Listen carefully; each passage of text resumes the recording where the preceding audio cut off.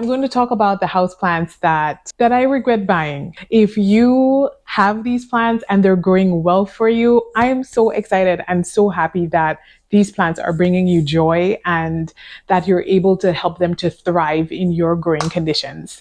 Sadly for me, the plants that I'm going to talk about, they don't bring me joy and they haven't grown for me as well as I would have liked in my growing conditions. And maybe it's my care. Maybe the type of care that I'm able to give doesn't really match or suit that plant. These are just plants that if I had to go back in time, I wouldn't buy them. I wouldn't get them. If you're new, my name is Stephanie, and on this channel, I love talking about houseplants. If that's something that you like, stick around, consider subscribing. I think you may like some of my content. The first plant that I'm going to talk about is actually right next to me. It's the last plant that I purchased that I regretted buying. And it is a Hoya. It's this one. It's a Hoya Patricia. And this plant I got recently at the Ontario Plant Hall. The Ontario Plant Show, but you would have seen it in my Ontario Plant Show haul. That's what I'm trying to say. And this plant, I do believe it's a pretty plant. Like, it's a Hoya. I love Hoya. For starters, why did I buy this plant? I got it because I had someone in mind that I was going to gift it to. And after I saw and purchased this plant, I saw another plant that the person would like even more. And so when I came home, I gave them the choice and they picked the other plant that I got them. And this one was left with me. So I didn't buy it with myself in mind. And so that's probably, it is why I regret getting this plant. I regret it because I already have plants that look similar to this. I already have the Hoya Rebecca and the Hoya Sunrise that have those sort of small, it's not a thin-leafed Hoya, but it's definitely not one of those thick succulent-leafed Hoya. And so it looks very similar to those. And it's sort of like a very simple Hoya. And I love my splashy Hoya, my plain or more simple Hoya that I have. I don't have very many of them, and it's for good reason. It's because of my preferences when it comes to Hoya. So for this plant, the leaves are pretty nice, green leaves, but it's one that I definitely regret buying, especially because of the price tag. On the plus side, I'm not sure if it's this specimen specifically or Hoya Patricia in general. It seems to bloom very easily. So it has at least 2 or 3 peduncles and 4 peduncles. So it could be that this blooms easily, or this is a very mature plant. And so that's why it's sort of blooming, or it has so many peduncles. I'll put a picture of this plant when it was in bloom, because when I purchased it, it was in bloom, and that's why I got it. It hasn't pushed out any new blooms since then, but it's only been like a month. And another reason why I'm not so thrilled, I definitely overpaid for this plant because I'm not sure. I don't have a lot of experience with Hoya Patricia, but it has some light yellow leaves and it looks like it's undergoing some form of stress. And it was like this when I bought it.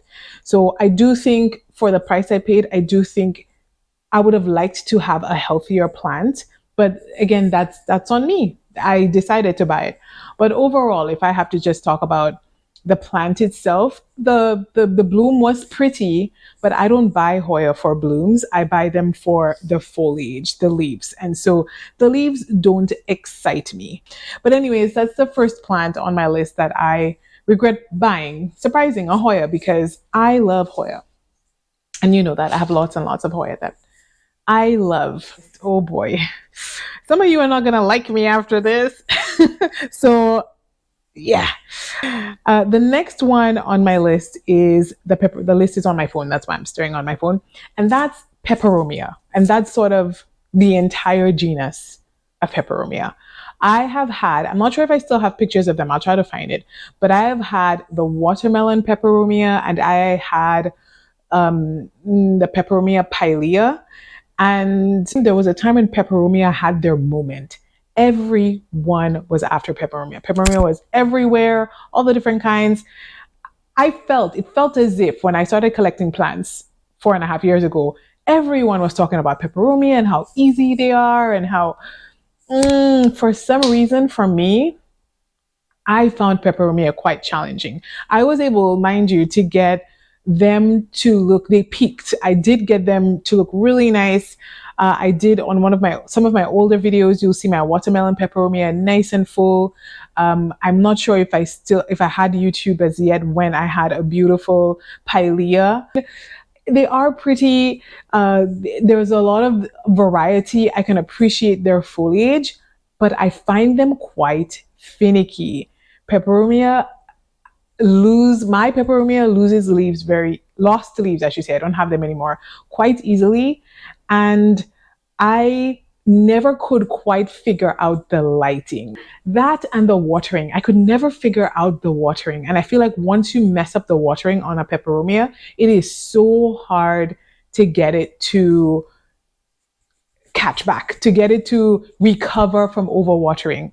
And I was away for a few weeks and like I had the watering down packed, and then I was away for a few weeks and I had someone else caring for them, and that was a challenge. But then when I came back, I was sort of out of rhythm and out of sync. And oh wait, when was it last watered? And so I sort of lost the rhythm and it just started losing leaves. And I just find for me, they're a bit too delicate and too finicky. The root systems are just sensitive, and my care habits and Peperomia, we don't agree, but I can appreciate a beautiful watermelon Peperomia or the Hope. That's another really nice one. It looks very similar to Hoya. And so I can appreciate that. But for me, Peperomia, I'm not a big fan of that genus. And I did have 2 of them and I do regret buying those. I wish I had saved my money. I'm sorry if you love Peperomia, but they're not for me. Another plant that was a major letdown, and I have seen this plant appear in a lot of regrets videos, is the Philodendron Pink Princess. Hands down, that probably is one of the most disappointing plants in my collection. That I have a princess and a Peperomia marble. Let me start with the princess. I found the princess. I even have a video on when I was so thrilled and when I found it. And the Peperomia Pink Princess, the Philodendron Pink Princess, if it's giving you those pink leaves, amazing. If it's sizing up for you, amazing, fantastic, beautiful, beautiful plants. But I feel like those results are more rare than what the majority of us get, at least what the majority of us seem to get. Because for me, it was very frustrating, or it is. I should say, because I still have it. So what was frustrating about it? Let me demonstrate. So let me show you. This is the Peperomia. I keep saying Peperomia. This is a Philodendron, the marble, Philodendron Pink Princess marble. That's it here. That's my marble. I got it a few months ago, and I'm frustrated with this because this plant needs very high humidity, because when the new leaves emerge, they get stuck as they're trying to unfurl, and they twist and twist and twist and twist until they snap. So even if I've had this plant for a few months, it looks like not very full. It doesn't look very full because so many leaves have been lost to the unfurling process. And so that's very frustrating. And not only that, even if you manage to give it high humidity, like I had my humidifier blasting on this thing, it needs warmth. In my opinion, what I've noticed is that this plant needs such bright light and such very warm tropical conditions to give you those beautiful bright pink leaves. I'm assuming they have lots of people who have beautiful pink princesses with lots of variegation. I'm not sure how they get it, but for me, I get those pinkier leaves when it gets high amounts of light, warmth, and humidity. And so that's not something I can realistically create for this plant. And I just think the payoff for those perfect conditions is not as beautiful as they are, but it's a lot of work to sort of create this environment for this plant. And so it's not something that I want to do. It's not an endeavor that I would like to pursue to create these conditions for this plant. And I rather have plants that can do well in the current conditions that I'm able to afford and that I have. And so this plant is just not happy or not able to perform the way I would like it to perform in my conditions. So that's the marble. That's the newest leaf that it has. It's a bit on the smaller side. Very beautiful with this like pinky burgundy look to it. It's very pretty, but very little of that splashing, of the pink splashing. However, I was very frustrated with my original pink princess, and I was so close to just throwing it away. Like, so close, but I didn't. Instead, I chopped it up into teeny tiny pieces. Every single node, I chopped it up and I put it into a cup. And I put it into my prop box and I put it straight into the sun. And that's how I was able to get this stunning leaf here. I also have a picture that I recently shared on Instagram, but I got almost like a little bit more than a half moon pink leaf. Beautiful, but this took maybe 4 months to produce just that single bright pink leaf. And so I'm not sure if that doesn't bring me a lot of joy. I just feel like I'm working extremely hard for very little payoff. I want to be excited for every single leaf, and I felt like every single leaf was disappointing. Yeah. So anyways, that's a plant that I definitely regret buying. I wish I had saved my money both times when I got the marble, because I thought the marble would have been different from the regular pink princess. So yeah. Another plant that I'm not very happy with, that's in the same family as the princess family of the philodendron, is the philodendron white princess. And granted, in the past few plant shopping trips I've been on, I have seen quite a few philodendron white princesses that have a lot of very wide variegation, but it's very similar to the pink princess. Granted, the white princess is not as difficult, doesn't get as stuck as the pink princess when unfurling. The pink princess is the worst. Even the marbled is just a little bit better than the pink princess, but wow, the unfurling on those pinks are very difficult. Versus the white princess, it's not as difficult, the unfurling, but the variegation is incredibly unstable. And that is so frustrating, especially because I get these plants for the variegation. And so even when I chop it, even when I chopped off, cut it right at that node that had the highest amount of variegation and try to restart it, try to help it to trigger that variegation again, it still didn't give me that variegation. And so I'm going to keep it. It's a plant that I'm not sure for now if I want to sell or give away. For now, I'll keep it, but I do regret buying it. I do think that it's not performing the way I imagined in my head. However, the white wizard, I think even if that gives me not as much white variegation, I still prefer the leaf shape on that. So it's the pink princess and the white princess, I wanted them for the variegation. The leaf shape, not so much, but the variegation is what I wanted. And so it's not really producing that. However, the white wizard, even if mine sort of doesn't give as much variegation for now as I would like, although the newest leaf looks like it has a high amount of variegation, but because I really love its very broad leaf shape, I like the style, the look of this plant, I still prefer it, and I still don't regret getting that one, even if they're sort of all in a similar family. How's the video going so far? If you like what you see, let me know by hitting the thumbs up button down below, and consider subscribing. I think you may enjoy the other videos on my channel. Okay, let's keep going. Another one that I am not very happy about is the Dischidia white diamond.